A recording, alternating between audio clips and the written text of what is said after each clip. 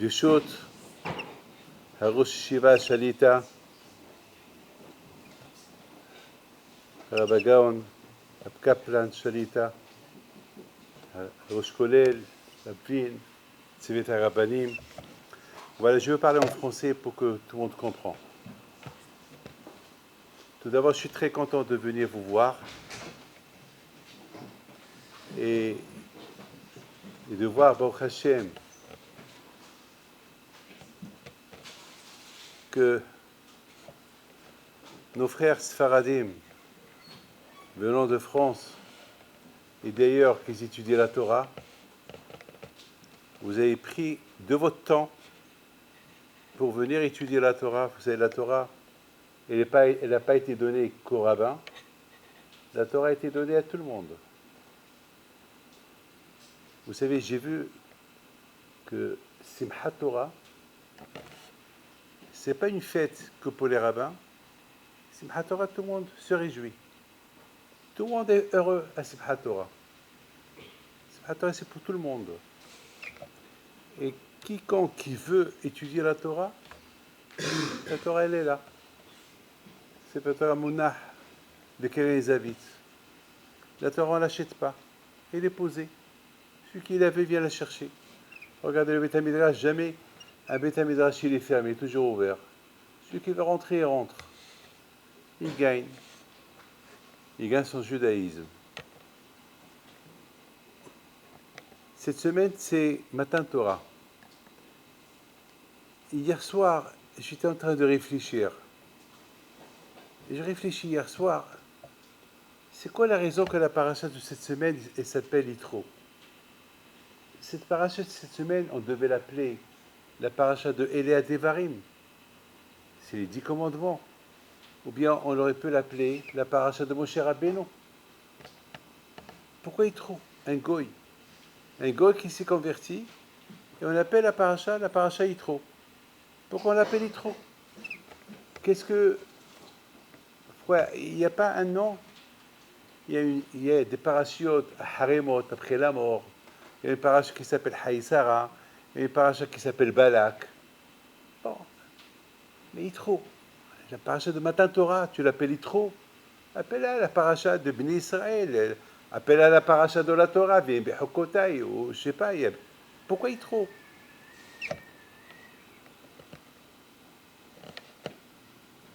Et non seulement ça, lorsque Yitro est arrivé, Hakadosh Baruch Hu lui a dit à Moshe Rabbeinu, va l'accueillir. Ça veut dire que Moshe Rabbeinu, quoi, il n'allait pas aller l'accueillir? Peut-être non. Peut-être il allait lui envoyer des gens pour l'accueillir. Et Hachem dit à Moshe Rabbeinu, non, toi tu vas l'accueillir. Alors imaginez-vous, Hachamim ils disent, Hachem, il dit à Moshe Rabbeinu, va l'accueillir. Moshe, il va l'accueillir. Et chacun dit à l'autre, hé, Moshe, il va aller accueillir son beau-père, Yitro. Donc, tous les Juifs, ils sont partis pour accueillir Yitro. Tout le monde est parti accueillir Yitro. Tout ce qu'un vote pour Yitro. Pourquoi? Parce qu'il s'est converti. Pourquoi il n'y a pas eu des gens qui se sont convertis au judaïsme? Est-ce qu'on a fait ça à Ruth, qui s'est convertie? Pourquoi on a fait ça à quelqu'un? Non, pourquoi Yitro? Pourquoi Yitro, il a eu ce kavod? En plus,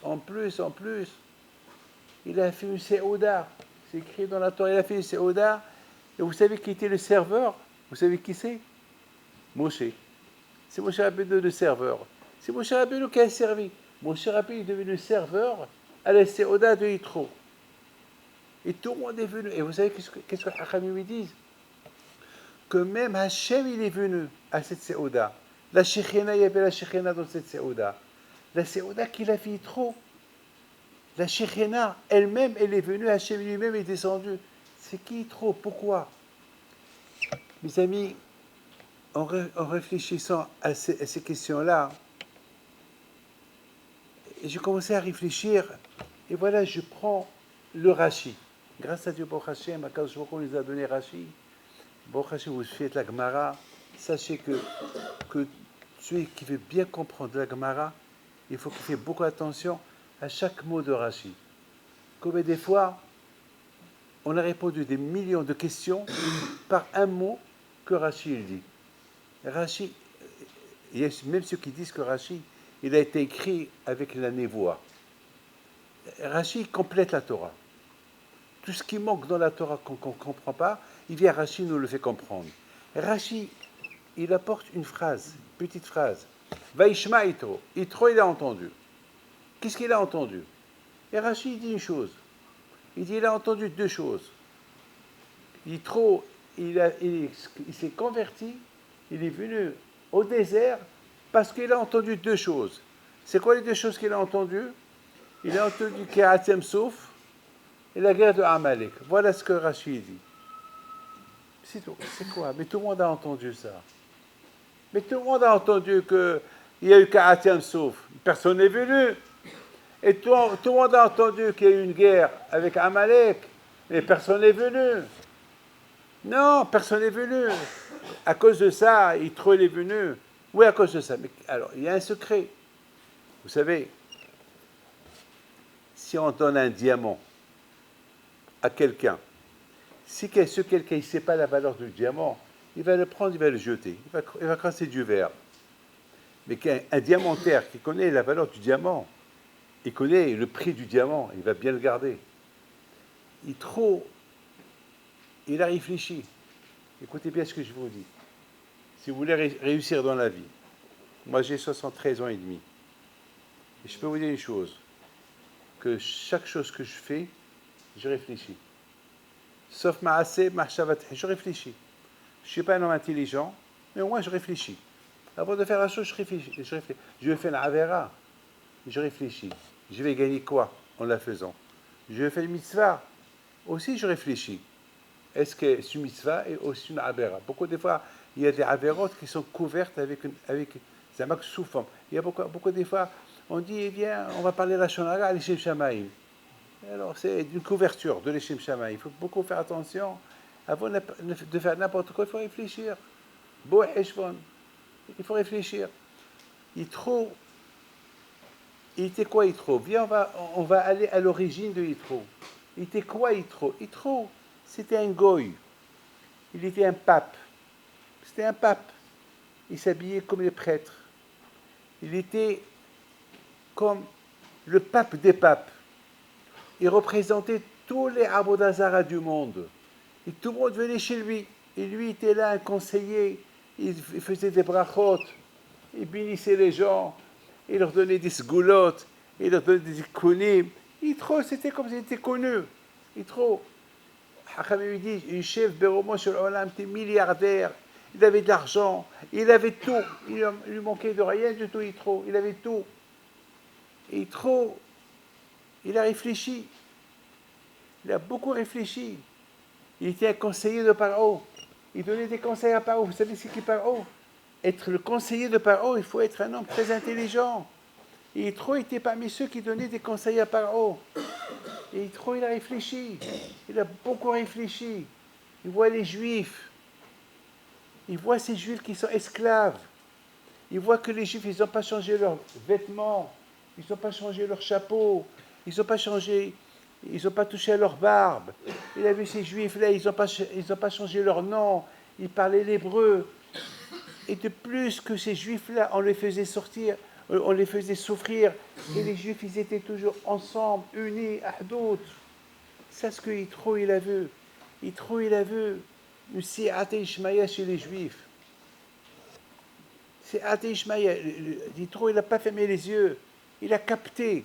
Un homme qui cherche le Hémet, il trouve le Hémet. Un Juif qui ne cherche pas la vérité, eh ben, une fois j'étais dans un avion, et à un moment donné, l'avion, il bougeait beaucoup. Vraiment, il bougeait beaucoup. C'était un vol qu'on a fait à l'époque, il y a peut-être 30, 35 ans, 40 ans. C'était un avion de Tel Aviv, Lyon. Et l'avion, vraiment, il bougeait. Jusqu'à un moment donné, le pilote, il a dit, il a demandé aux hôtesses de s'arrêter, tout le monde s'est arrêté. Il y avait un couple. Ils étaient là à côté et ils étaient en train de manger le repas Air France, le repas pas cachère. pas El Al, tu prenais Air France, c'est pas parce qu'il fait Tel Aviv Paris, c'est pas caché, donc il faut faire attention.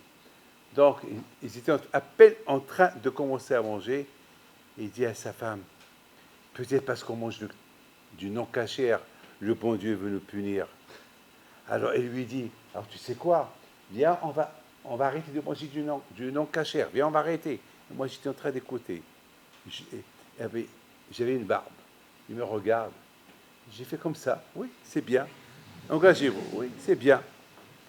Et, et à un moment donné, bon Hachem, l'avion, ça s'est arrêté. Alors j'ai vu que chacun regardait, ils se regardaient les deux. Qu'est-ce qu'on fait? On continue à manger, on s'arrête ou quoi? Et à un moment donné, je vois le mari, le premier, il dit, bon, ça va, c'est une coïncidence. Il prend le couteau et la fourchette en train de couper le poulet du tarif. Hein. Et à un moment donné, bon, l'avion, il a bougé un peu. Et il regarde sa femme, encore l'avion, après encore, il est rentré dans une couche de nuages, il s'est bougé. Et puis, il dit à sa femme, ah, peut-être c'est parce qu'on a voulu manger. Alors moi, je lui ai dit, alors ne mangez pas. Peut-être c'est à cause de vous. Et alors, il a eu le courage de me dire, et pourquoi pas tout le monde? Je ne sais pas. Pourquoi tu vois tout le monde? Regarde-toi. Il y a beaucoup de gens qui disent, et lui, il fait, moi aussi je fais. Non, chacun doit voir qu'est-ce que lui il fait. On dit, avant de voir les défauts de l'autre, regarde-toi tes défauts à toi. Et il y a beaucoup des fois, on veut voir les défauts de l'autre. Attends, avant de voir les défauts de l'autre, regarde-toi. Et toi, tu n'as pas de défaut. Je donne la parole d'honneur. Aujourd'hui, aujourd'hui, je recevais les gens à Natania, et un couple, ils sont venus parce qu'ils ont des problèmes, plein de problèmes. Et puis, qu'est-ce qu'elle me dit, la femme? Elle me dit, peut-être c'est mon beau-frère, le frère de mon mari, il nous fait un ara. Je dis, là, cette espèce de folle, tu vois que tu as des problèmes. Tu viens chez moi pour trouver Zamak, soi-disant, quel tikkun, et tu parles devant moi du lâche. Qui te dit que ton beau-frère est là? Pourquoi tu l'accuses? Pourquoi tu l'accuses? Oui, pourquoi? C'est simple comme ça, parce qu'il faut que tu attrapes tu accuses quelqu'un. Je dis, haram, c'est péché, ne parle pas comme ça. La bouteille, beaucoup des fois, il faut réfléchir.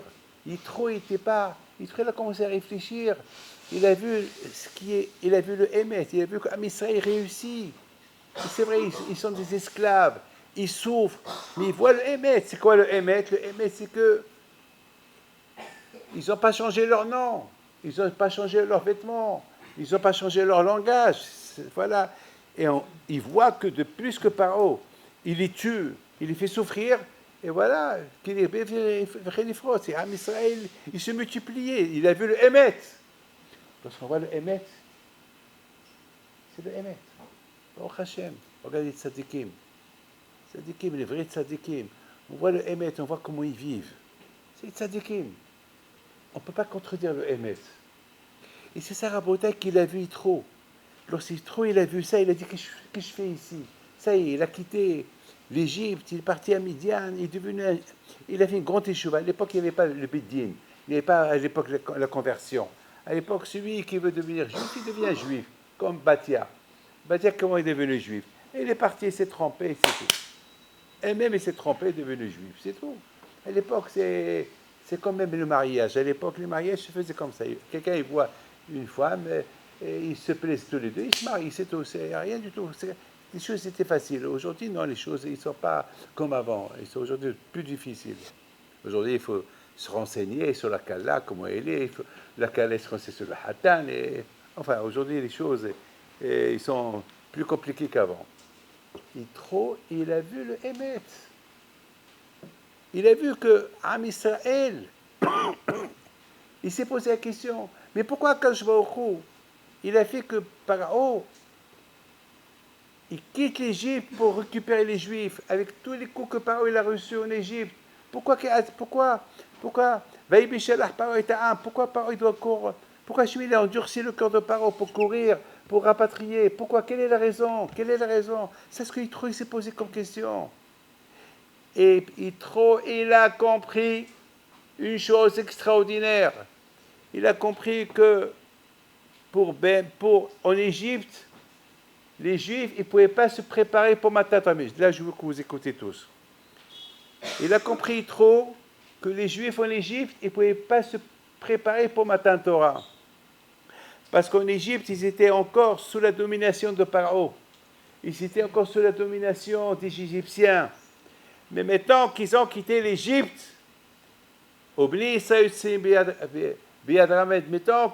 c'est maintenant que la préparation de Matan Torah elle commence. C'est maintenant que ça commence. Pour recevoir la Torah, il faut se préparer. On ne peut pas se préparer à un événement comme Matan Torah lorsqu'on est encore esclave. C'est impossible. Il fallait qu'il quitte l'Égypte. Ça, c'est ce qu'il a compris. Il a compris qu'il y a Hatzam Souf. Il a compris pourquoi Hachim il a endurci le corps de Paro. C'est pour que les Juifs, maintenant, à partir de maintenant, ils se préparent pour Matan Torah. Et que Hatzam Souf, c'était pour Matan Torah. Le Midrash, il dit,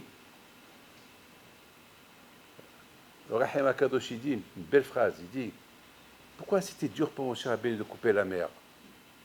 Pourquoi c'était dur? Toute la nuit. La Gemara dit que le Midrash dit que la mer n'a pas voulu se couper. Bayar Hayam Vayanos, jusqu'à que Hachem il a apparu. Et la mer s'est coupée. Pourquoi? Il dit, oh, Rahim HaKadosh, c'est parce qu'ils n'ont pas encore reçu la Torah. Tant qu'ils n'ont pas reçu la Torah, la mer n'a pas voulu se couper pour les bénis Israël. C'est qu'Hachem, il a parlé avec la mer. Il faut se couper parce que les Juifs, ils vont recevoir la Torah. C'est ce que Yitro, il a compris. Yitro, il a compris que Hatzam Souf, c'était maintenant, Akadosh Baruch Hu, il dit au bénis Israël, maintenant, le monde, maintenant, il va changer par rapport à la Torah que vous allez recevoir. Regardez tous ces tzadikim. Tout à l'heure, j'écoutais plein d'histoires. Chaque jour, j'écoute des histoires. Et une des histoires que j'ai écoutées, c'est le courage de la Torah. La force que les tzadikim ils ont, cette force que les tzadikim ils ont, c'est pas parce qu'ils sont tzadikim, parce qu'ils ont la force de la Torah, le courage de la Torah qu'ils ont dans les mains. C'est ce qu'il a écouté, trop. Il a compris trop que maintenant je comprends pourquoi les Juifs, Hachem leur a coupé la mer. Parce que vous savez, c'est très facile pour les Juifs, ils ont quitté l'Égypte, ils auraient pu venir par Gaza, Ashdod. Pourquoi passer par le désert? C'est une longue marche. C'est très facile. De Gaza, de Ashdod, on peut aller, comment ça s'appelle? On peut aller en Égypte. On passe à Gaza, Refiah, et après, El Harish, voilà, c'est facile. C'est la côte. Hachem, il a fait un grand détour. Tout ça pourquoi? Hachem, il a voulu que les bénis, ça, ils se préparent pour Matan Torah. Ça, ce qu'il a écouté. Mais qu'est-ce qu'il a écouté encore? Il a écouté Amalek. Mais tout le monde a écouté Amalek. Non. Il a compris qu'Amalek, il est venu pour refroidir le monde. Et refroidir l'aïmouna. C'est ce qu'il a écouté. Lorsqu'on se prépare par la Torah, lorsqu'on n'étudie pas la Torah, lorsqu'on vient au Beth Midrash, qu'on vient, une fois mon Rav, Rahim Shmuel Opian, alav shalom, il y a 20 d'années, j'étais le voir à Yerushalayim, il était le fils de Abilia Olopian. Et je lui dis, Rabbi, donne-moi un petit Dvar Torah que je me rappelle de toi. Et c'est un des Dvar Torah que j'ai écouté de lui. Lui, il a écrit un livre, il s'appelle Revaha Shma'atata. Il a écrit ce livre sur Shaf Shma'atata, le Ktsot HaHoshem. Vous connaissez tous le Ktsot HaHoshem. Alors lui, il a écrit un livre qui s'appelle Shaf Shma'atata. Et le Ktsot HaHoshem, comment il se préparait pour étudier la Torah? Alors nous, comment on se prépare? Alors nous, on se prépare avant de rentrer au Beth Midrash, on fait quelques coups de téléphone, une petite cigarette, un café, enfin, chacun un petit journal. Et après, on rentre, le seder, il commence.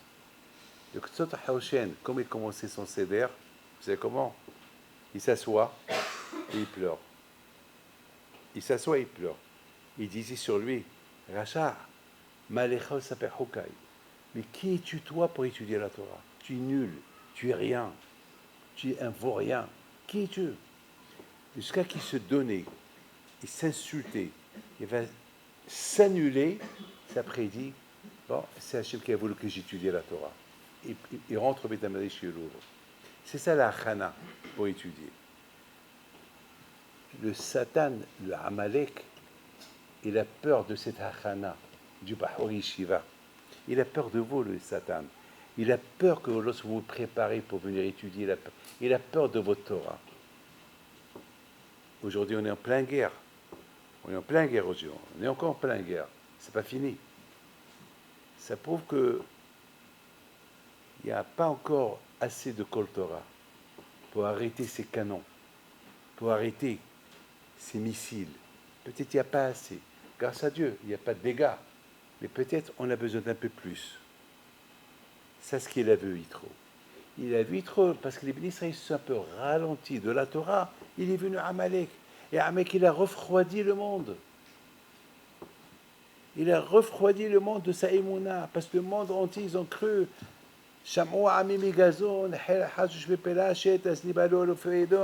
Le monde entier ont eu peur d'Hachem. Ils ont vu ce que Hachem a fait en Égypte. Ils ont vu la grandeur d'Hachem. Alors maintenant le monde entier, ils ont fait Adonai, ils ont couronné Hachem. Et alors, si Amalek, lorsque les Juifs ils se sont relâchés de la Hana, de la préparation de Matan Torah, Amalek il est venu. Et c'est ce que Yitro il a entendu. Il a vu Yitro que le monde il s'est refroidi. Alors qu'est-ce qu'il a fait Yitro? Il est venu. Yitro, il a vu que Amalek, il a refroidi le monde. Qu'est-ce qu'il a fait Yitro? Il a choqué le monde. Il a réchauffé le monde.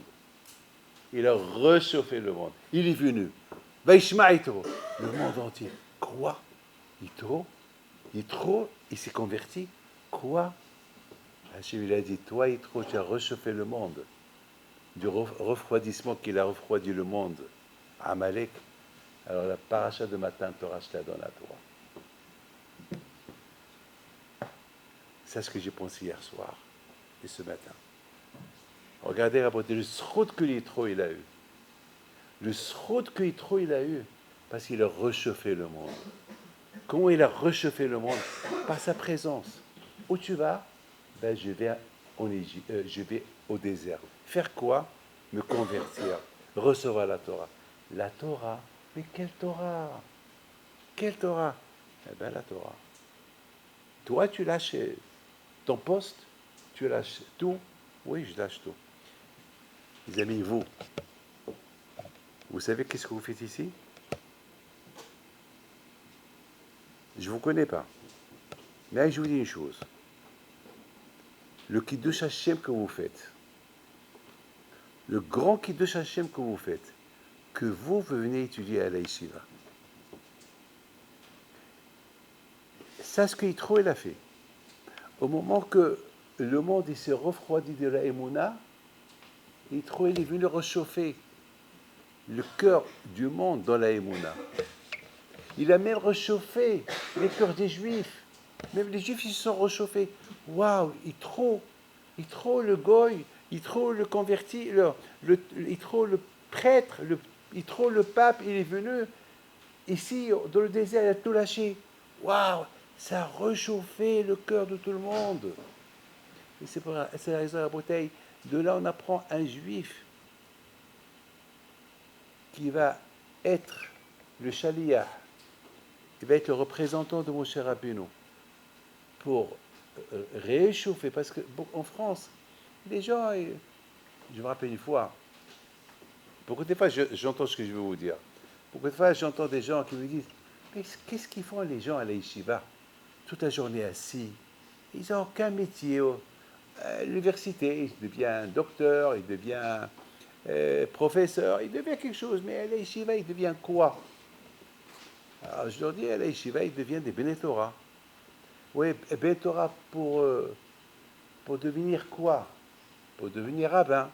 Mais il y a beaucoup de rabbins. Il y a plein de rabbins. Il y a plein de rabbins. Ils n'ont même pas de poste. Il n'y a même pas des postes pour...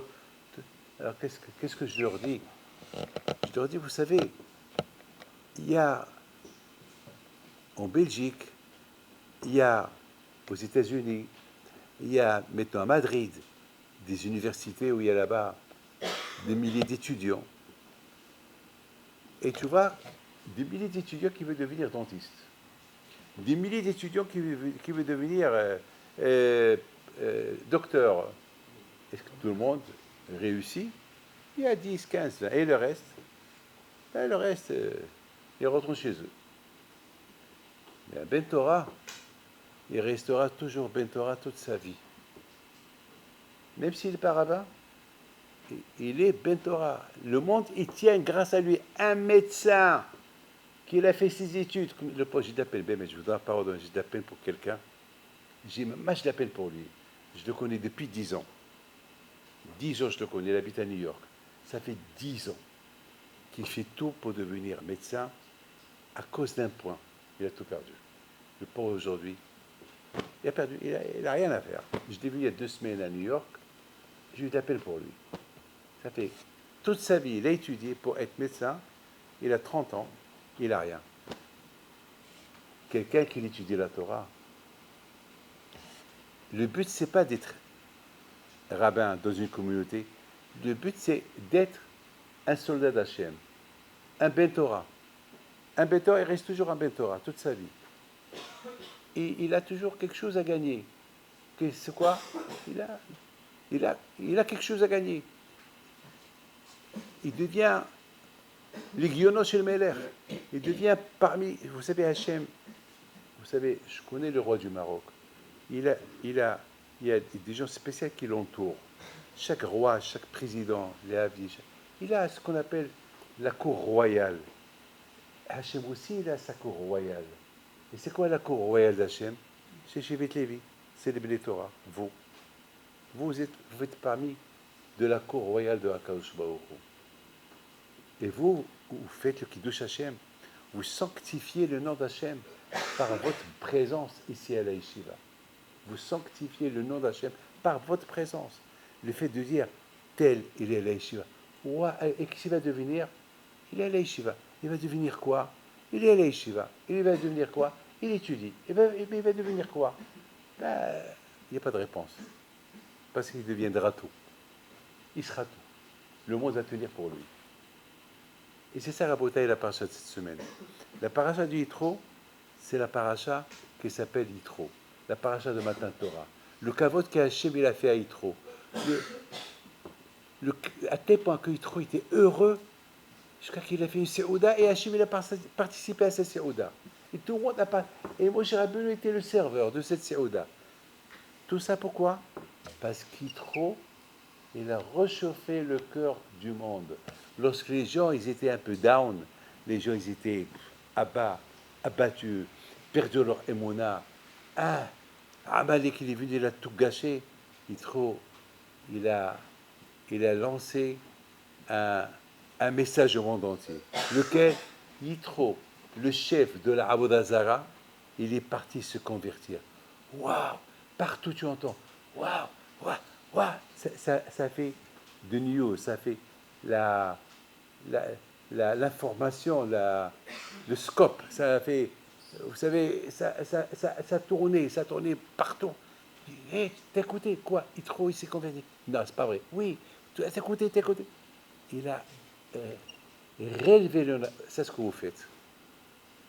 Vous n'êtes pas tous les fils des rabbins, ceux qui sont les fils des rabbanim, mais c'est pas tout le monde.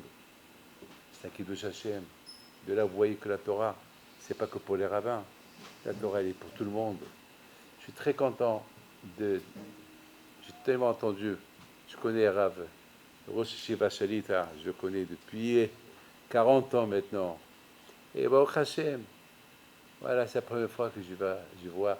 Ça, cette yeshiva, c'est de l'année 2024. Mais attends, mais je me rappelle depuis les années 70, 80, et cette yeshiva, depuis les années 80, pardon, et cette yeshiva, à savoir combien de milliers de garçons ils sont passés par là, à savoir combien de milliers de Bahourim, Baruch Hashem, ils sont mariés, ils sont Bnei Torah. Donc je ne peux que féliciter le Rav Shalita, qu'Hachem il le protège, il réussit, Be'ezat Hashem. Et vous tous, qu'Hakadosh vous protège, et vous donne et vous avez de la chance, une grande chance d'être là, d'être dans ce Makom Kadosh. Voilà, et Be'ezat Hashem, qu'on verra tous ensemble, Mishiach Tzidkenu, Bimera, Biyaminu. Et n'oubliez pas une chose, dans vos prières, priez pour que Hachem protège nos soldats qui sont dans la guerre, qui font la guerre. Nous, on ne peut pas faire la guerre. La guerre que nous on fait, c'est la Torah. C'est la Torah. Notre arme, nous, comme Hiskia, le roi Hiskia, son armée, c'était la Torah. Nous, c'est nos missiles, et notre Kepat Barzel, c'est la Torah. La Torah Magina Matsuli. C'est ça. C'est tout. Hier, j'étais en train, je vous dois parole d'honneur, hier, j'étais en train d'étudier, et il y avait la sirène. Beaucoup des fois, on n'entend pas. C'est pas qu'on est sourd, c'est parce que lorsqu'on est dans la Torah, tu n'entends rien du tout. La Torah, elle te fait... Elle protège. Et la guerre, malheureusement, elle n'a pas encore terminé. Mais Be'ezat Hashem, il faut que nous, Be'ezat Hashem, on se renforce dans la Torah et que Hashem vous protège, que vos parents, ils auront beaucoup de nahat de vous, génération, et que vous soyez tous des tamis, des hachamim, une bonne réussite. Et si Dieu veut, Be'ezat Hashem, Bibo Azman, lorsque le Zman viendra, que vous trouvez un bon mazal, génération, et que vos parents, ils auront beaucoup de nahat de vous, vos rabbanim, qu'ils auront beaucoup de nahat de vous, et Rav Gaon, le Rosh Shiva, le Keter Shlomo, la couronne de Shlomo Amelech, qui réussit avec vous et avec d'autres, et une bonne réussite.